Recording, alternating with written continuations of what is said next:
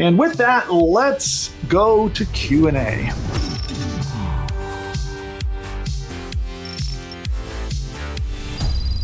Through good questions. This one's from Tom, and he says, does PPC click-throughs to your content help Google rankings and get you out of the sandbox? It would seem so. There doesn't seem to be any evidence that they filter out paid clicks. It's clear that they're watching clicks. Now, that's the one thing we know for certain. I don't see evidence that they're filtering paid versus organic clicks in this click stream. I would think that paid clicks, as long as those paid clicks are resulting in good user behavior, right? That's the thing to watch out for. If you run ads and your targeting isn't right and you get clicks that bounce, they pop right back out, that actually could hurt you. If you're experiencing a really high bounce rate on your paid ad clicks, that could end up not helping and hurting instead. Another good question, this one's from Mike. He says, what do you think about social media posts linked to a main website? What did you find out about Google's rankings based on social media posts? We know that they have social signals, but more importantly, it's the user behavior. Getting your stuff shared in social media does help your rankings. So getting like reshares, retweets, and with lots of links pointing back to your website, that helps. But what we now know is senior, more important than that, is that you get real users clicking on those social media links and having a good experience on your website. That's what's more important. Because think about it, it's really easy to game that. There are vendors right now, I can go buy 10,000 social media shares and have them all done by tomorrow morning. But if they're on a bunch of fake garbage accounts that no human ever is going to click, it'd be pretty easy for Google to just not count all of that, or heck, worst case, maybe even penalize me. But let's say I share it on a handful of social media profiles and I get real human clicks. And more importantly, those real human clicks have a good experience on my site. Well, now Google's going to give me big reward for that, right? My odds of getting ranked in Google go up significantly. Make sense? What else do we have? This is a comment from Tom, not a question. He says, sites that they want to censor probably get stuck in the sandbox permanently. Yeah, I mean, think about that. So but the problem here too is I think there's a lot of collateral damage, I guess you'd say. So I think in some cases, if someone creates a spam site and they load it up with thousands of pages of garbage content, and then they go out and buy a bunch of fake links, are they going to probably stay in the sandbox? Yeah, because there's going to be no real human behavior. And the little bit of human behavior that they do get is going to show a bad experience, and then Google will never rank their site. But how many business owners know about this? How many business owners actually know how to set up their website, how to put out good content, how to make sure they get real humans to have a good experience on their site? So what I think is happening is we have this huge amount of collateral damage where small businesses, especially like local mom and pop kind of offline businesses, I think a lot of them get caught up and they just never get ranked. They get permanently stuck in the sandbox, or they get a penalty, and then they don't actually get to enjoy the rankings because they don't know any better. For someone like me, right, it's second nature. I know it's easy. Let's just, here are the 3 steps you do to get this to happen. But most business owners don't know this stuff. So yes, they get the spam, but they also get collateral damage. I hope this leak empowers small business owners to escape a false, sandboxing or a false penalty. That's my hopes from this, is that now that we know how Google works, and honestly, sure, there are ways to game this. You could have an army of people go on your website and behave in a certain way. You could have an army of people clicking links and searching Google and doing that. I think that's going to be pretty darn expensive. We're not talking about hiring a bunch of people in some third world country where we can get, people to work for $1 an hour to then come to our website and do stuff. That's not going to work unless we want to target those third world countries, right? That's what Google will see is like, oh, look, a bunch of people in the Philippines or in India or in China like our content. So they're going to show it to that audience. If we want them to rank, we want our site to rank in the United States or in Europe or in Australia or a first world country, we need visitors from those countries. And that's not going to be cheap to fake. It's way easier to fake links. I can buy links. I can buy social shares. I can buy content. But buying real human behavior is going to be very expensive. So I think there'll be a lot less of ways to game Google's system this way. Yeah, another comment from Tom. Quality rating by humans seems like that could be really biased and inconsistent. I agree. I've been personally caught up in this. So I know for a fact that I have domains that were very important to me. They got smacked. And I know they got smacked because of a quality rater, a manually applied quality rater penalty. It's not necessarily easy to recover from that. What's funny is you have a person who knows nothing about my niche, who knows nothing about the content that I'm publishing, nothing about anything, to come to some quick conclusion. You can imagine the pressure that the quality raters are under to rate lots of pages. They probably have quotas, in fact, to rate whatever, hundreds of pages and maybe 1,000 pages. Who knows what that is, but I'm sure they have pressure to rate as many pages as possible. So I think there's quite a few times where they get it wrong, and then some poor business owner or entrepreneur gets a penalty because the quality rater was in a rush and didn't fully understand what they were looking at. It's definitely an imperfect system. And I don't think a lot of people really understood that Google has this army, this a massive army of people that are physically bringing up pages and rating and reviewing them. I think everybody thought it was all just, like a robot, an algorithm. This is a comment from Mike. He says, Google earns money based on people using their search engine. The better the content, the better your rankings, because they're selling ads against your created content.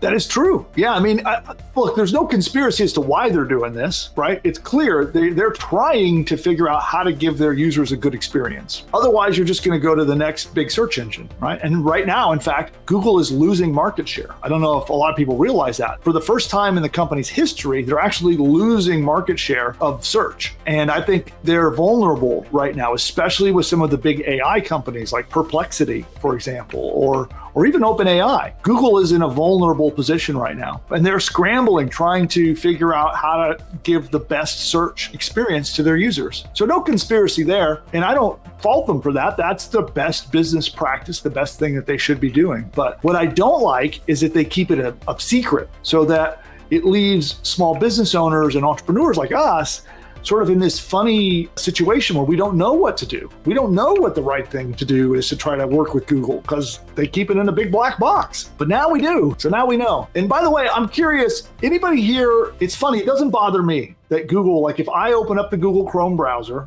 that Google knows that I'm browsing whatever sites I'm browsing, and that they see my click streams, they know all the links I click on, they know the pages I go to, my search history, and that they're using that to help create a good experience on their search engine. That doesn't really bother me. Again, I wish they would just disclose it. I wish they would just be honest about it. How about you? Does that bother you? I'm curious. I know like a lot of people get weirded out about, the big companies like Facebook or Google spying on them. I don't mind as long as they just tell us the truth and be honest about what they're doing. And otherwise, it doesn't bother me. I personally believe that they're just so good at understanding user behavior. They know from our signals of what we search, what we browse, what we're doing, and our past behavior. They're just really good at predicting what to show us next, almost before we realize it. So some people are creeped out by it, and other people, really don't like it. And some people are neutral, like me. I don't really care. All I want is disclosure. I just wish they would be more upfront and more honest, and not bury it in some, legalese in a 10,000 page terms and conditions somewhere. Yeah. What's funny is the psychological effect of this, if you think about this, when I was deciding to do the show today, I had a moment where I thought, should I talk about this? Is YouTube gonna, penalize me, or are they somehow gonna make my videos less visible, or is Google gonna come after me? And I had that thought before deciding to move forward with the content today. And it was just for a moment, just a fleeting thought. But how creepy is that, right? To know that I was for however brief period of time, I almost censored myself because of Google's behavior. A little frightening. Okay, next question. This is interesting. So this question says, are comments and chats about site or product comes in top ranking criteria for Google SEO? It is a ranking factor. In fact, one thing that also came out of this is that Google has denied that reviews are a factor in their search algorithm, and we now know that reviews are a search factor in their algorithm. Another one where Google said, nope, that's not true, but when it was. So Google, in the documents, we now know that yes. So I would assume whether it's comments expressing positive sentiment. I mean, it's not a stretch. We know that they're taking like literal product and business reviews as part of their scoring system. Tom wants to know, was there anything in the leak showing censorship parameters, such as if something is quote unquote fact checked, or if a certain political leaning or going against mainstream agenda or narrative? Yes, there was. Let's see. What do I want to say about this? There's some words I don't want to say because I know that they get smacked on YouTube. But the disease that shall not be named was explicitly mentioned in the documentation, and that they were human pruning all of the search results according to a specific, how do I want to say? I want to be very careful about what I say. A specific way of thinking about it. Yeah. So, make sense? The disease that shall not be named, and they only wanted a very specific thought process or thinking about that disease that shall not be named. And that was explicitly in the documentation. Oh, also politics, same thing. So that was a political speech, political content is also under a similar thing. That's another topic that was explicitly mentioned in the documents. Surprise, surprise. Who would have thought? Gerard, this is a comment, not a question, but he says having a garbage account will definitely penalize you. Yeah, I'm not sure I follow that. Maybe if you had some follow-up, maybe we could, get some commentary on that. One interesting thing, there is one other tactical strategy I want to cover in just a moment. But when it comes to authority, there's something that I wanted to share that was interesting about those documents. So it is true that Google tracks the authorship of posts. This was something that I wasn't sure of. I was really on the fence about whether Google was actually doing this because they talk about authority, the public PR that they talk about on how they rank websites. They talked about authority, and they talked about somebody who demonstrates knowledge and understanding and authority on a topic is going to maybe have an easier chance to rank than somebody who doesn't, right? Makes sense. I understand why they would do that. There is actual evidence in the leak that they are indeed tracking the author of your blog posts. So, that could be good or bad, depending upon your point of view, right? So if you're somebody who, whether you have somebody on your team or your staff who is an authority, or whether you're an authority, you actually can get a little bit of a boost by doing that. Okay? It isn't like they're going to penalize. They're not handing out penalties and smacking people for not being an authority, but they are giving people who are an authority a little boost.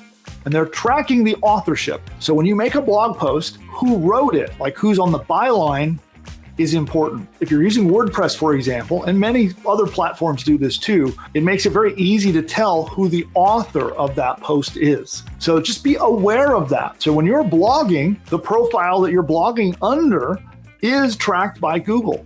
And many times your website can be set up. I know WordPress can be set up in this way. This is a change I'm personally going to be making. So now that I've seen this, I'm going to be making this change in my business where I'm going to go ahead and create an author page for myself. So like my bio will be there, links to my socials, a little bit of info on me. And then now every time Google sees a blog post made under my name, they're going to associate it to me and my authorship. And in topics that I'm a demonstrated expert in, like entrepreneurship, marketing, sales, business strategy, things like that. I'm a proven expert. Google can see that from what's published on the internet. My posts will get a little bit of a boost compared to somebody who maybe has not demonstrated that, or they're blogging under an anonymous name. Just be aware that that is something that you can take action about. You can research a little about it. You can Google about that and learn how to establish authority. There is some stuff that gets very technical. If you have a reputation in your field or in an area, you become what's called an entity. Basically, Google recognizes that you are a thing. The entities can be places, they can be hobbies and topics, they can be people, historical people, modern people, alive or dead. If you become an entity in Google's mind, there are ways to influence what Google thinks of you as an entity. And if you can influence what Google thinks of you as an entity, and then you can attach that to your authorship, you can boost your content and get better results. So it gets a little technical. I want to do some training on this, but there are things that we can do to influence what Google thinks about us and our companies as brands and as authorities. Yeah, there's something called schema. Some of you might be familiar with that. It's like a whole method of categorizing things into entities, right? And the entity is then attached to a concept or a person or a place, or a noun of some kind. It allows Google to get understanding of those individual things. But it is a little technical. We can talk about it. I'll figure out how to do a training on that topic. But at this point, the actionable thing you can do right now is just to know that this is happening. So if you have a staff member on your team, when you write blog posts, if they have authority on your topic, you should be utilizing that. You should be using their name or your name on your blog posts. And you should be creating an author page on your website so that Google can clearly see how to do that. And that's built into WordPress, by the way. So like the sites that we build for you on WordPress, you just go in and you can edit the user profile that you're going to be using to blog with. That becomes your author page on your website. It's built in right into WordPress, that functionality. And I'll be honest, I've just ignored it. I've taken no action on this, and it's clear now that was a mistake. I should have been doing it. So